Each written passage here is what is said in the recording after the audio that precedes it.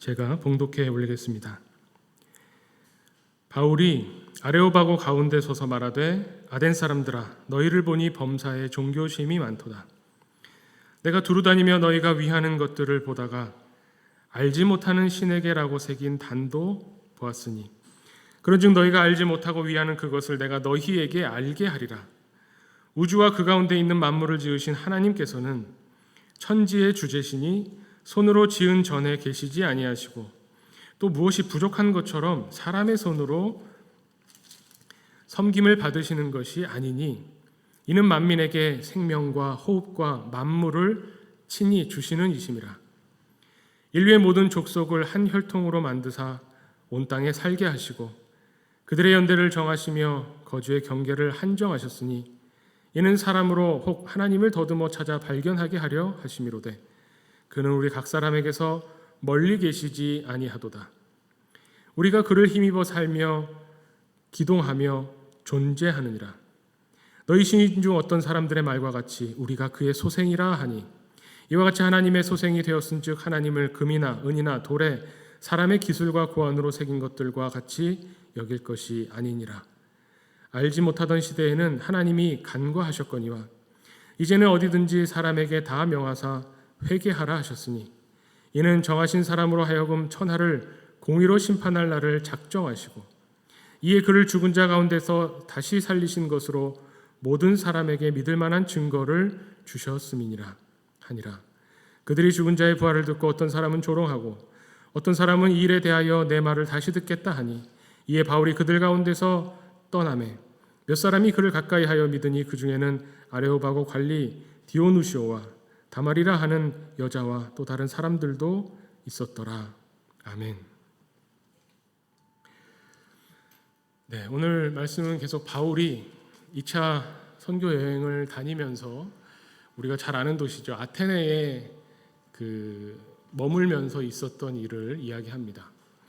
근데 이 아테네에서 했던 이 설교, 바울의 이 설교 내용을 보면서 생각해 보는 것이 이 내용을 놓고 이 내용을 떼어서 이렇게 분석하는 것도 중요하고 의미가 있습니다.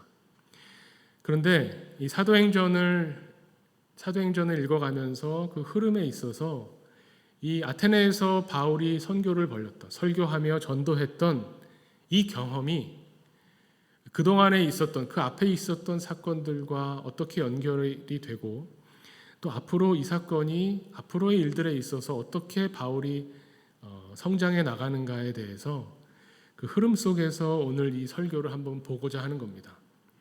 사도행전에 이 바울이 했던 설교가 9편이 나옵니다. 9번이 나오는데 그 9번 중에서 사실 이 아레오바고에서 행했던 이 설교는 참 독특합니다. 왜냐하면 보통 바울은 유대교 회당에 들어가서 말씀을 전하거든요. 유대교 회당은 이미 구약 성경을 알고 있는 유대인들, 그 유대인들을 향해서 설교하는 거라 어떻게 보면 구약 성경에 예언되어 있는 그 메시아가 바로 예수다. 예수가 메시아다. 이게 아주 핵심적인 부분이죠. 근데 아테네 사람들은 구약 성경을 전혀 모릅니다. 그래서 구약에 대한 인용이 나와 있지 않고 오히려 당시 사람들이 그 어떤 지적 수준, 철학을 하는 사람들이 알고 있던 어떤 철학자, 시인이 쓴 그런 어떤 식구를 인용하면서 하나님에 대해서 보편적인 우주의 신이라고 생각하는 이 사람들의 하나님에 대한 관념으로 접근해서 복음을 전하는 독특한 설교이긴 합니다. 그런데 이 설교가 그냥 갑자기 나온 것이 아니고 바울이 아테네에 가서 내가 복음을 전해야겠다라고 하는 게 아니라 어떻게 선교 여행을 하다 보니 여기까지 오게 된 거죠. 그 앞에 전개되는 스토리가 있습니다. 우리가 지난주에 빌립보에서 있었던 일들을 함께 살펴봤죠. 빌립보는 마게도니아 지역에서 바울이 첫 번째 첫 성으로 들어가서 거기서 복음을 전했습니다. 이 마게도니아는 지금의 유럽이죠. 이 마게도니아 지역은 전혀 생각하지도 못했는데 빌립보에 가서 복음을 전하면서 굉장히 큰 고초를 겪습니다.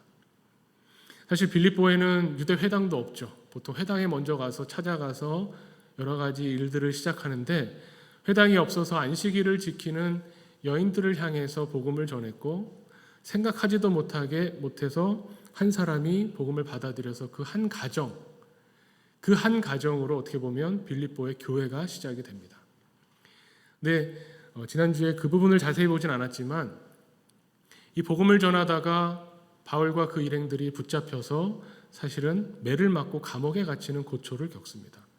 그 와중에 이제 간수가 복음을 받아들이긴 하지만 그 말은 뭐냐면 그때 매를 맞고 태형, 그러니까 벌을 받고 감옥에 갇혔다고 하는 것은 우리가 생각하는 것보다 훨씬 큰 힘든 일이죠. 몸이 성치 않은, 몸이 제대로 정상적으로 작동하지 않는 그 몸을 가지고 사실은 풀려나게 됐을 때 좀 그 치료를 했어야 되겠죠. 그 빌립보에서부터는 우리라는 말이 나오기 때문에 빌립보에서 누가를 만났다고 말씀을 드렸습니다. 누가는 우리가 알기로 의사죠. 바울이 감옥에 갇혔다가 매를 맞고 감옥에 갇혔다가 나와서 바울을 치료해 준 사람이 누가였을 텐데 누가가 뭐라고 했을까요? 보통 우리가 몸이 아파서 의사 선생님 찾아가면 의사 선생님들이 뭐라고 하죠? 쉬어야 된다 그러잖아요. 우리 뭐 살짝 다쳐도 뭐 살짝만 넘어지고 다쳐도 4주는 쉬어야 됩니다. 전치 4주, 6주 나오잖아요. 그러니까 분명히 바울과 그 일행이 겪은 고초를 놓고 봤을 때 최소 한 달은 쉬어야지.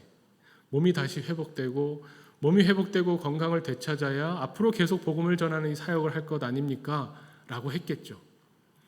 근데 바울은 그렇게 하지 않았습니다. 빌립보에서만 머물러 있을 수 없는 거죠. 그리고 이 몸이 성치 않은 것은 괜찮다. 빨리 가서 복음을 전하는 게 더 중요하다.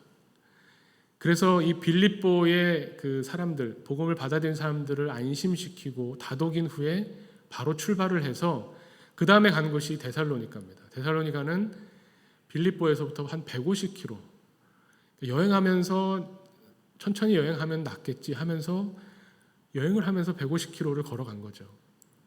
사실 여행하면 몸이 낫기는커녕 사실 여독이라고 하죠. 여행을 하면 몸이 더 힘들고 지치는데 회복이 안 되는 거죠. 그런데도 가서 데살로니가에 가서 복음을 전합니다. 복음을 향한 열정과 에너지가 정말 대단하죠. 데살로니가에 가서는 원래 평소에 바울이 하던 대로 그러니까 보통 세웠던 전략대로 늘 하던 규례대로 그 유대인의 회당을 찾아갑니다. 제가 전에도 말씀드렸지만 유대인 회당에서부터 바울이 이 복음 전하는 것을 시작했다라고 하는데 왜 굳이 유대인 회당에서부터 시작했을까? 생각해 보면 몇 가지 이유를 보통 분석합니다. 그 중에 아주 신학적인 내용으로 보면 먼저 복음이 유대인에게 전해져야 된다라고 하는 어떤 그런 신학이 있죠. 바울이 로마서에서 먼저는 유대인에게요 또한 헬라인에게로다라고 이야기하면서 어떤 순서를 정해놓은 것 같은 뉘앙스가 있긴 합니다. 근데 뭐 그럴 수도 있고 보다 실질적이고 확실한 이유는 뭐냐면 당시에 유대인들이 모이는 회당은 그냥 단순히 우리가 생각하는 이런 교회, 건물 뭐 이 정도로 생각할 게 아니라 유대인들의 어떤 생활의 중심이 되는 커뮤니티죠. 이 회당에 가면 머물 수 있는 숙소도 소개해주고 여행객들에게 유대인 여행객들에게 이 회당에 가면 정착하겠다고 하는 사람들에게 여러 가지 정보도 제공해주고 편의를 봐주고 직업도 소개해주고 그런 어떤 유대인들이 그 도시에서 살아갈 수 있는 많은 필요들을 제공해주는 그런 장소였습니다. 바울도 유대인이고 본인이 이제 다니고 있다고 하니까 그 회당에 가서 사람들을 만나고 접촉하고 거기 안에 있는 유대인들과 어울리면서 복음을 전하는 거죠. 그렇게 본다면 이 데살로니가에서 3주에 거쳐서 안식일마다 회당을 가서 또 그 회당에서 알게 된 사람의 집에 머물면서 복음을 전했습니다. 또 복음을 전하기 좋았던 것이 뭐냐면 유대인들이 안식일에 회당에 모이면 회당장이 이제 성경을 읽고 구약 성경이겠죠. 구약 성경을 읽고 자 이제 이 성경을 또 우리에게 풀이해 줄 사람 있으면 나오라. 아마 제 생각엔 이 바울이 바리새인이고 또 가말리엘 문화에 있었잖아요. 이 데살로니가 같은 데 가면 큰 도시에 가서 회당장을 만나서 이야기하겠죠. 내가 여기서 공부하고 바리새인이고 베냐민 집하고 쭉 이력을 얘기하면 그 성경에 대한 지식이 또 우리에게 설명해 줄 만 하겠구나. 뭐 미리 허락을 구했을 수도 있죠. 회당장이 성경을 읽고 나면 바울이 일어나서 그 말씀을 풀이해 주는데 성경에서 약속한 바로 그 메시아가 예수다. 이렇게 전하는 겁니다. 핵심을 이 사도행전에 써놨습니다. 예수가 그리스도다. 근데 그렇게 됐을 때 놀라운 일이 벌어지죠. 사람들이 믿게 됩니다. 근데 이게 좋은 일이 아니라 이제부터 어떻게 보면 더 마게도니아 지역에서마저 극심한 핍박을 받게 되는 원인이 여기서 발생하는데, 이 유대인 회당은 유대인들만 있는 것이 아니라 어떻게 보면 유대인들이 믿는 하나님을 믿겠다고 오는 경건한 헬라인들이 있죠. 뭐 개종을 했는지 아니면은 뭐 유대인들이 말하는 하나님, 여호와 하나님에 대해서 관심이 있어서 왔는지는 모르겠지만 어쨌든 그런 사람들이 모여 있는데, 그런 사람들이 매일매일 일해서 먹고 살기 힘든 서민들이 아니라는 거죠. 그렇지 않겠습니까? 매일매일이 고단하고 힘든 사람이 언제 유대인들이 믿는 하나님에게까지 관심을 갖겠습니까? 우리 빌립보에서도 그랬지만, 그 빌립보에서 자주옥감 장사 루디아도 이 세상을 바라보면서 진리가 무엇인가, 참된 생명이 무엇인가를 찾고 구하는 사람들이 헬라인들 중에도 있는데, 그들이 어떻게 보면 유력한 사람들, 귀족들, 여기서 표현하기는 귀부인들, 관리들, 권력 있는 사람들이 유대교에 관심 갖고 그 회당에 와 있었다는 겁니다. 그렇다면 유대인들의 입장에서는 그들이 얼마나 좋았을까요? 우리 아마 그 유학을 다녀오신 분들은 아실 겁니다. 유학 다녀오신 분들은 유학 가면 막막하죠. 근데 거기에 보통 한인들 커뮤니티가 있는데 가장 중심이 교회죠. 한국에서는 교회 다니지 않아도 보통 미국이나 이제 유럽이나 가면 교회를 찾게 됩니다. 교회 가야 한국 사람들을 만나고, 교회 가야 한국 사람들이 가지고 있는 그 지역의 정보를 얻게 되고. 근데 그 한인 교회에 만약에 그 지역 동사무소 뭐 사무장이라도 그 나라 사람이 같이 있다면 얼마나 좋겠습니까? 편의를 봐줄 수 있죠. 마찬가지로 이 데살로니가에서도 유력한 사람들, 귀족들, 귀부인들이 유대 회당에 같이 모여서 그 사람들을 통해서 얻는 좋은 점이 참 많았는데, 바울이 복음을 전했더니 그 사람들이 먼저 믿기 시작하는 겁니다. 정통파 유대인들보다는 뭔가 정말 진리를 알고 싶어서, 하나님이 어떤 분인가를 알고 싶어서 어떻게 보면 자기 민족이 아닌 다른 민족의 하나님을 찾고 구하던 사람들이 귀가 번쩍 뜨이는 겁니다. 예수가 그리스도다. 예수가 우리를 위해서 죽으시고 부활하셨다. 그 사람들이 먼저 믿기 시작하니까 다른 유대인들이 가만히 두고 볼 수가 없는 겁니다. 그동안 우리의 편의를 봐주고 우리가 이익을 얻었던 이 사람들이 바울에게로 몰려가니까 바울을 험담하고 바울을 제거하기 위해서 움직이기 시작합니다. 이것이 그냥 바울이 복음 전하면 어디를 가든 유대인들이 반대하는 사람들이 있었다, 이 정도 수준으로 우리는 생각하는데, 이 사람들의 그 열정이, 바울을 해치겠다고 하는 열정이 보통 열정이 아닙니다. 사람이 참 그렇죠. 어떤 필요한 일을 할 때, 좋아하는 일을 할 때 우리가 에너지가 나오죠. 또 언제 강렬한 에너지가 나오냐면 화났을 때, 분노할 때. 그 분노는 어디서 오냐면 내가 가지고 있던 것을 빼앗겼을 때 분노하고, 그 분노가 에너지로 승화돼서 밖으로 표출되는데 장난이 아닙니다. 이 유대인들이 그냥 유대인들 사이에서만 바울을 핍박한 게 아니라 온 이 성을 소동을 일으켜가면서 바울이 묵고 있는 그 집, 야손이라고 하는 사람이 이 바울을 만나서 복음을 받아들이고 회당에서 만났겠죠. 우리 집에 오라고 해서 그 일행을 돌보고 있었는데 그 집을 쳐들어가서 바울을 잡아내겠다고. 근데 바울이 이미 피했죠. 없으니까 그 야손을 잡아다가 고발을 하는 겁니다. 당국에. 그러면서 뭐라고 하냐면 정말 교묘하게 덮어씌우죠. 예수가 그리스도다라고 하는 것이 복음의 핵심입니다. 이 그리스도라는 말은 메시아고 번역하면 왕이죠. 이 사람들이 이 바울이 예수가 왕이라고 합니다. 이렇게 고발을 하는 겁니다. 당시의 황제는 로마 황제밖에 없는데 반역자들이라고 정치적인 문제로 엮어서 이 일을 크게 만드는 거죠. 결국 그래서 야손이 보석금을 내고 풀려나면서 다시는 이제 바울 이 사람들하고 엮이지 않겠다고 아마 각서를 썼을 겁니다. 그러니까 바울은 더 있고 싶어도 데살로니가에 있을 수가 없죠. 근데 믿는 사람들이 바울을 몰래 피신을 시킵니다. 그것도 여기 성경에 보면 밤에 정말 몰래 살짝 빠져나가서 간 곳이 어디냐면 베레아입니다. 베레아는 이 데살로니가에서부터 한 80에서 100km 정도 떨어져 있죠. 근데 거기에 피신을 갔는데 피신을 가서도 바울은 여전히 거기 회당을 찾아가서 복음을 전했죠. 근데 진짜 놀라운 것은요. 바울이 복음을 전했습니다. 회당에 가서 근데 그 중에서 이 사람이 바울이구나. 소문을 듣고 알았던 사람이 바울을 보고 달려가서 어디로 가냐면 데살로니가에 가서 바울이 베레아에 와서 회당에 와서 복음을 전한다는 말을 한 거예요. 그랬더니 거기서 그 바울을 핍박했던 사람들이 또 이 100km를 걸어와서 이 베레아에 와서 또 소동을 일으키는 겁니다. 대단한 에너지죠. 이 100km의 거리, 그때 뭐 전화를 했겠습니까? 무슨 전보를 쳤겠습니까? 사람이 걸어가서 가는 길, 마침 볼 일 있는 사람이 가서 바울을 봤다는 이야기가 전해졌을 때 그 이야기를 듣고 바로 100km를 달려와서 바울을 또 여기서도 가만두지 않겠다고 소동을 일으키죠. 이렇게 보면 바울이 늘 겪던 일이구나. 반대하는 사람들이 있었고 그 반대하는 사람이 바울을 잡으려고 하고 그래서 바울은 밤에도 빠져나가고 옥에도 갇혔다가 또 풀려나고 그렇게 생각하는데 사실 이게 얼마나 사람의 마음을 위축시켰을까요? 바울이라고 해서 두렵지 않았을까요? 매 맞는 거가 즐겁다라고 생각했을까요? 그렇지 않겠죠.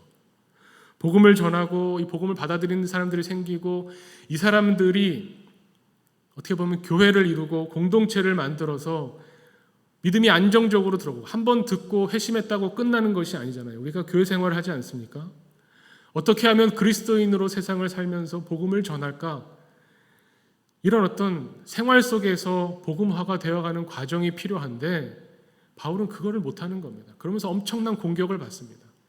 그리고 그 공격이 참 바울에게는 억울했을 겁니다.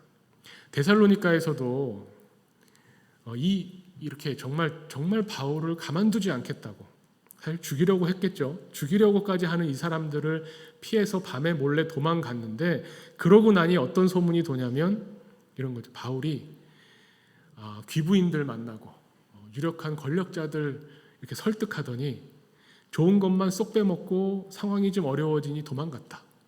이런 식으로 소문이 막 퍼지는 겁니다. 얼마나 억울했겠습니까? 본인은 더 있고 싶은데 더 있지 못하게 만들어 놓고 본인이 할 수 없이 피신했을 때에 바울이 도망갔다고 이익만 취하고 도망갔다고 소문을 내는 거죠. 얼마나 억울했던지 바울이 나중에 데살로니가에 편지를 쓰면서 데살로니가 교회를 향해서 편지를 쓰면서 이렇게 이야기합니다. 데살로니가전서 2장 17절 화면 있습니다. 한번 보여주시죠. 2장 17절 말씀에 보면 화면을 넘겨주시면 네, 나오죠. 형제들아 우리가 잠시 너희를 떠난 것은 얼굴이요 마음은 아니니 너희 얼굴 보기를 열정으로 더욱 힘썼노라. 내가 어쩔 수 없이 몸은 다른 장소로 피신했지만 마음은 너희와 함께 있고 어떻게 하면 데살로니가의 이 교회를 든든하게 세울까 여기에 내가 마음 쏟고 있다라는 것을 편지로 쓰는 거죠. 이 뒤에 보면 내가 데살로니가로 다시 돌아가려고 애를 많이 썼는데 사탄이 우리를 막았다는 내용까지 나옵니다. 그 고생을 하면서 베레아에 왔더니 베레아에서 데살로니가 사람들이 또 와서 못 살게 구는데 견딜 수가 없어서 이번에는 어떻게 하냐면 바울만 몰래 빠져나가서 배를 태워서 보내는 거죠. 이 베레아에서 믿게 된 사람들이 바울을 피신시키는데 아마도 바울이 몸이 안 좋았던 것 같습니다. 디모데와 실라는 여기서마저 다 같이 사라져버리면 이 베레아에서는 교인들이 믿음이 흔들릴 테니 디모데와 실라는 남겨놓고 바울만 가는데 이 베레아 사람이 배를 태워서 에게해를 건너가는데 도저히 바울만 가시라고 하고 갈 수가 없어요. 너무 몸이 약해 보여서 같이 배를 타고 아테네까지 갑니다. 아테네에서 다시 집으로 돌아가는 사람에게 바울이 내가 도저히 안 되겠다. 실라와 디모데 보러 빨리 아테네로 오라고 좀 전해달라. 이렇게 이야기를 하고 아마 아테네에서는 조금 휴식을 취한 것 같습니다. 그러면서 아마 바울이 마음이 많이 위축됐을 겁니다. 이렇게 우리가 이 사도행전의 이야기가 과거만의 이야기가 아니라 지금 우리에게도 일어나는 일이라고 말씀드렸죠. 우리가 보통 다른 사람으로부터 어떤 그 비난을 받을 때 요즘은 특히나 이 인터넷이 발달하면서 악플이 많이 달리는 경우들이 있죠.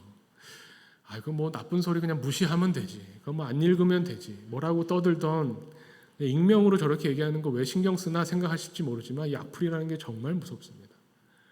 사람이 극단적 선택을 생각할 정도로 악플이라는 게 말이라고 하는 게 사람 마음에 상처를 주는 게 보통 일이 아니죠. 지금도 우리가 겪고 있습니다.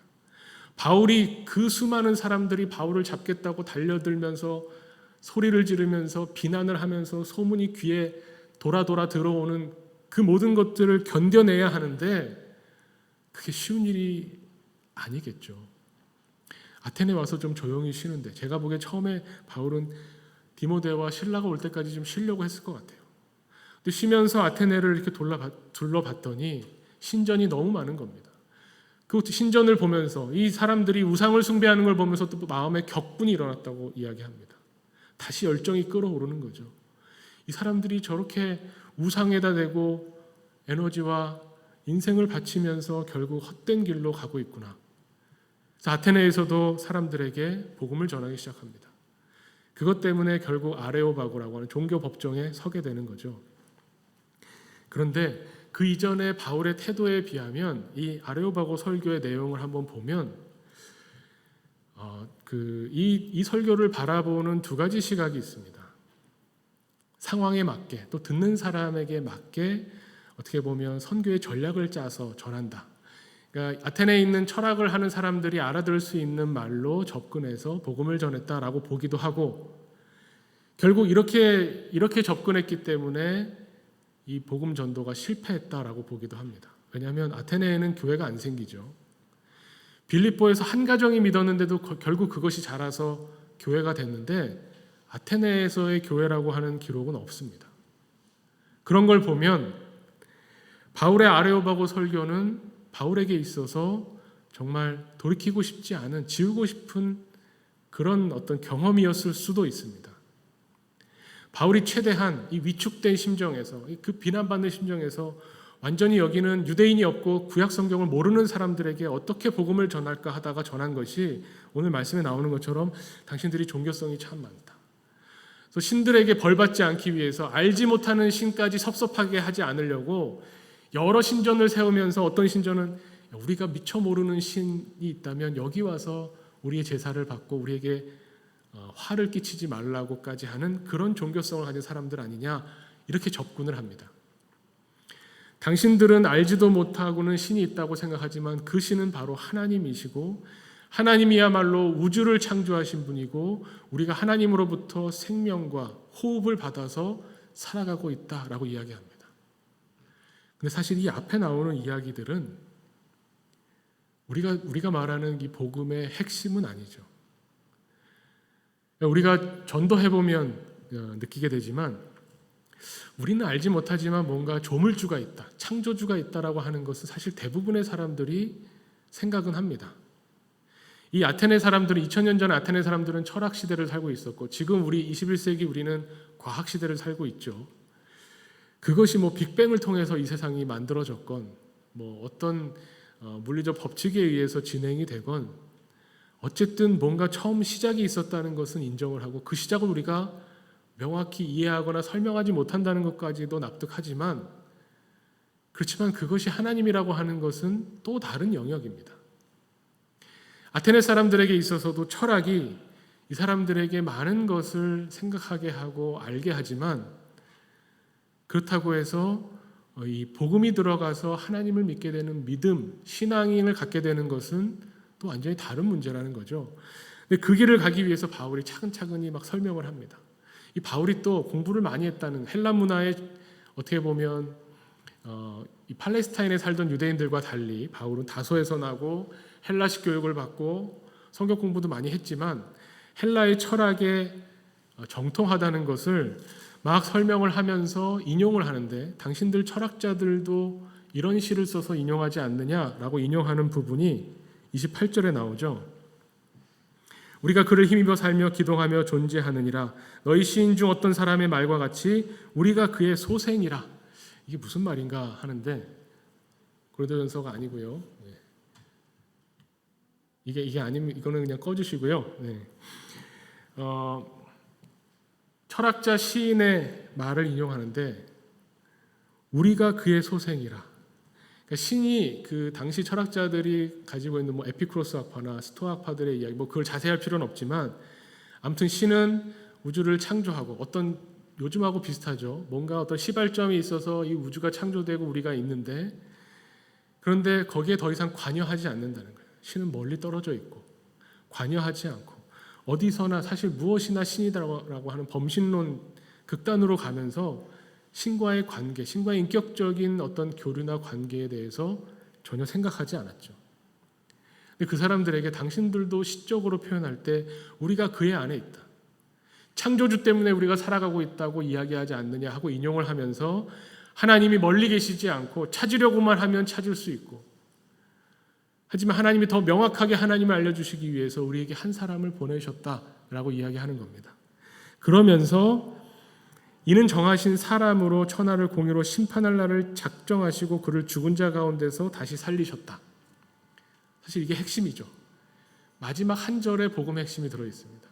근데 그가 예수라는 말도 없고, 구체적으로 그가 죽으신 게 우리와 무슨 상관이라는 것도 없고, 그가 죽었다 살아나서 아무튼 우리는 심판받는데 너희들이 이것을 믿어야 된다라고 이야기하는 거죠. 여기서 턱 막힙니다.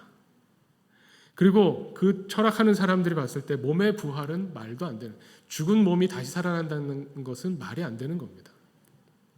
여기서 더 이상 복음이 나아가지 못해요. 여기서 예수님 이름도 이야기하지 않고 되게 두리뭉실하고 애매모호하게 표현하면서 복음을 전하죠. 그랬더니 결과가 어떻게 될까요? 이거 실패했다.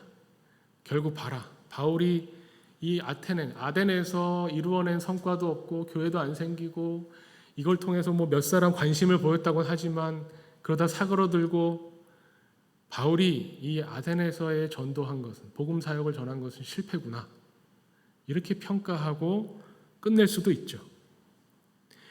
그런데 중요한 것은, 제가 왜 이 아레오바고 설교만 똑 띄지 않냐면, 이 흐름에서 보면 바울이 그토록 고초를 겪고 마음이 위축되고 몸이 힘들고 몸이 괴로워하면서 아테네에서는 그동안의 방식이 통하지 않으니 새로운 방식을 써보면서 강하게 주장했던, 예수가 그리스도라고 강하게 주장했더니 강한 반발이 일어나면서 강하게 부딪히는 것을 좀 완화해 보기 위해서 부드럽게 말하고 알아듣게 말하고 좀 두리뭉실하게 그랬더니 뭐가 오히려 더 되지 않는 겁니다. 이런 일을 겪게 되는 거죠.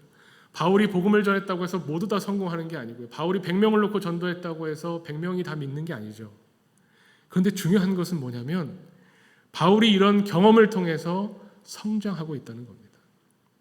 우리는 바울이 완전히 완성된 사람으로, 다서에서 13년이나 공부했고, 부활하신 주님을 만나고 다메섹 도상에서 변하여 새 사람이 된 이후에 성경에 대해서 잘 알고 있던 그 모든 성경 지식을 완벽히 갖추고 난 이후에 이제 드디어 전도 여행을 떠나서, 선교를 떠나서 많은 사람들을 만날 때마다 복음을 전하면서 사람들을 변화시켰구나, 이렇게 생각하지만 그렇지 않습니다. 바울이 고백하죠. 내가 이미 이뤘다고 하는 것이 아니다. 나도 저 표대를 향해서 달려가고 있는 중이다. 바울이 완성되고 완전히 무장하고 복음은 이거다라고 하고 확실한 복음을 붙잡고 3차 전도여행을 계획한 것이 아니라, 어떻게 보면 떠밀려서 피신하면서 나는 가고 싶지 않은데 사람들이 이쪽으로 빼돌려서 가게 되는 그곳에서 만난 사람들에게 또 핍박받고 또 욕먹으면서 또 매맞고 몸이 약해지고 병들고 괴로워하면서 하나님께 3번이나 간구할 정도로 몸이 너무 괴로워서 죽게 생기는 그 와중에도 내가 주어진 상황, 내가 가게 된 그 도시에서 복음을 전하면서 성공할 때도 있고 실패할 때도 있으면서 그 과정을 통해서 계속 바울이 성장해 갔다는 겁니다. 바울이 깨달은 것은 뭘까요? 이 아덴에서 우리는 설교할 때, 복음을 전할 때 사실 지나치게 신경 쓰는 게 뭐냐면 대상에 관한 부분, 이 사람이 뭘 좋아하지, 이 사람에게 어떻게 이야기해야 먹히지, 이 사람에게 필요한 게 뭐지. 물론 필요합니다. 아까 말씀드린 것처럼 선교 전략을 세울 때 이 선교 대상에 대해서 파악하고 분석하고 존중하고 다 필요합니다. 그런데 이 복음을 전하는 자의 태도와 자세가 어떠해야 되는가, 이게 문제라는 겁니다.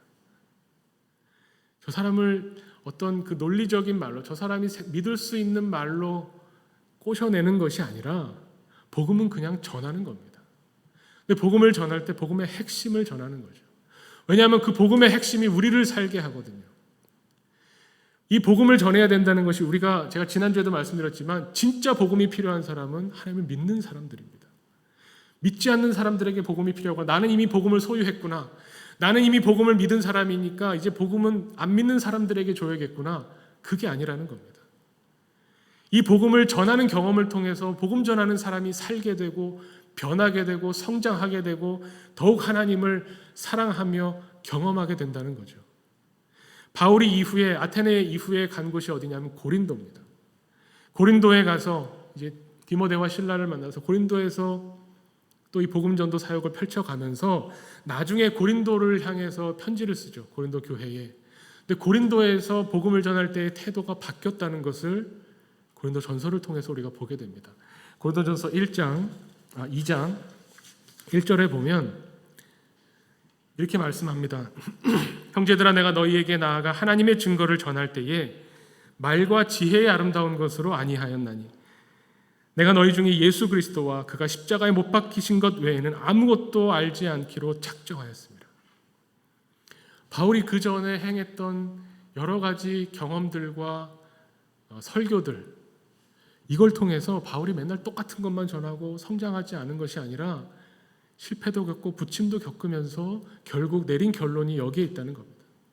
내가 아무리 지혜로운 말로 하고 아무리 이 사람들의 필요를 채워주고 내가 어떤 식으로 활동을 하든 내 능력, 내가 가지고 있는 무기라고 생각했던 것을 들고 나가서 싸웠지만 결국 중요한 것은 복음이라는 겁니다. 예수 그리스도가 십자가에서 죽으셨고 우리를 살리기 위해서 부활하셨다고 하는 것. 이것이 가장 중요하고 이것 외에 다른 것들은 그냥 부수적인 거라는 거예요. 필요 없고 안 해야 된다는 게 아니라 부수적인 거라는 겁니다. 이 아테네에서의 경험을 통해서 고린도에 가서 바울이 활동을 벌이면서 그 태도, 그 마음의 중심이 오로지 예수 그리스도의 십자가와 부활, 복음에 집중되었다는 것을 고린도전서를 통해서 보게 됩니다. 4절과 5절도 마찬가지입니다. 내 말과 내 전도함이 설득력 있는 지혜의 말로 하지 아니하고 다만 성령의 나타나심과 능력으로 하여 너희 믿음이 사람의 지혜에 있지 아니하고 다만 하나님의 능력에 있게 하려 하였노라. 지혜로 설득하고 지혜로 사람들을 끌어모으는 게 아니라 성령의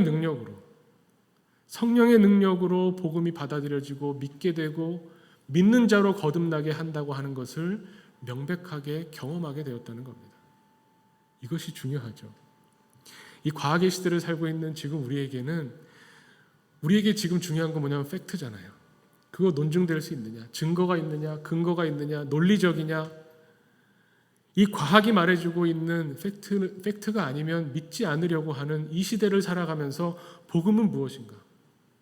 복음이 논리적으로 설명되고 설득되고 2000년 전에 십자가에서 죽으신 예수님이 지금 나를 위해서 죽으신 것이고 나를 살리시기 위해서 나를 위해서 다시 살아나셨다고 하는 것을 어떻게 연결시키고 논리적으로 설명할 수 있겠습니까?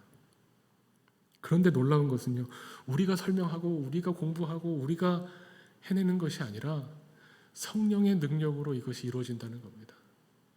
바울이 아무리 내가 말로 뭔가를 해보려고 했지만 결국은 성령이 역사하시는 것이다.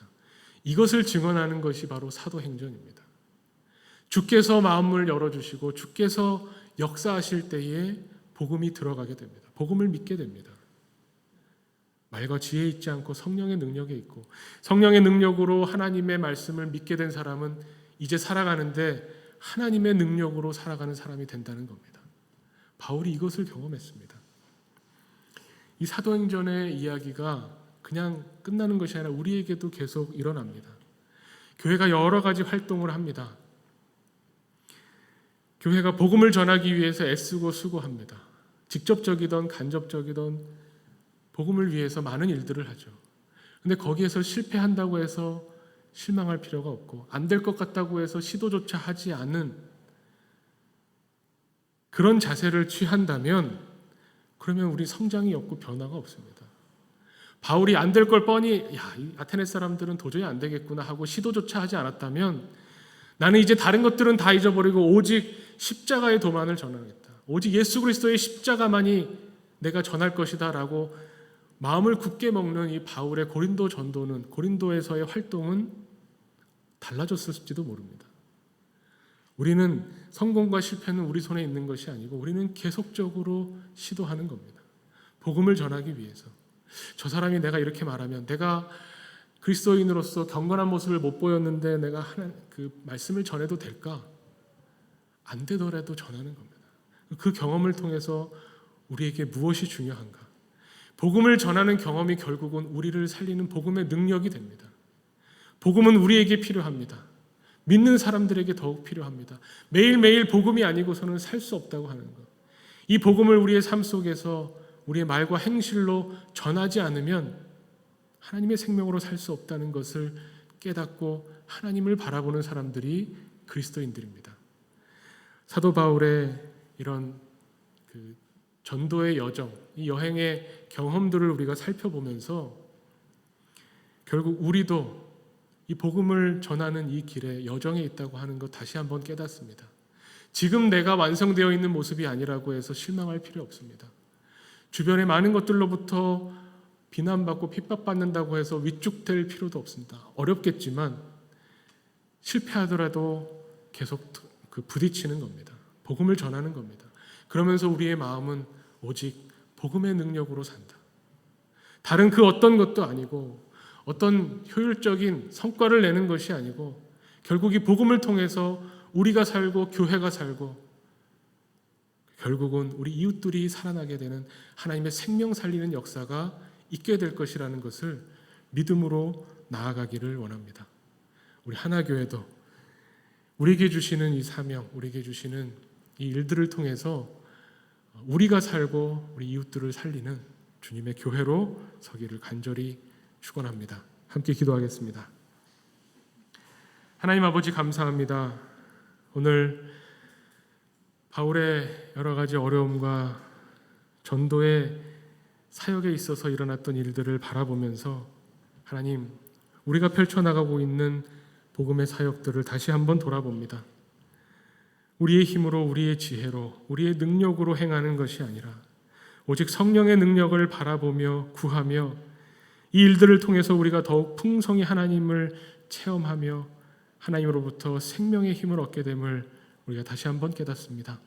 하나님, 우리가 이 세상에 나아가 그리스도인으로 살아가는데 복음이 필요합니다. 우리에게 복음의 능력을 공급하여 주시옵소서.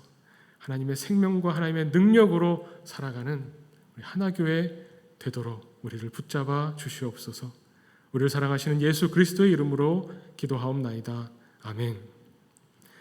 함께 봉헌 찬송